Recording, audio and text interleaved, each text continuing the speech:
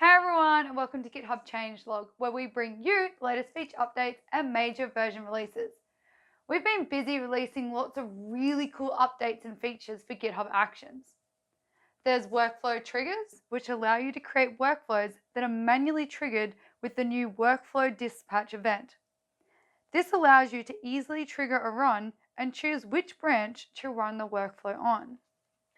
Another really exciting GitHub Actions update is Composite Run Steps. Now you can easily create reusable actions using shell scripts. You can even mix multiple shell languages in the same action. Next, we've got our GitHub Actions new runner release. This provides composite action support for multiple run steps. You can register a runner to the non-default self-hosted runner group and share self-hosted runners across some or all of your GitHub organizations. You can do this by associating your runner groups with an enterprise account. You can even separate your runners into groups and add custom labels to these runner groups. There's lots of really cool updates for GitHub Actions. These are just a few. If you'd like to see all the updates and features for GitHub Actions, check out our changelog.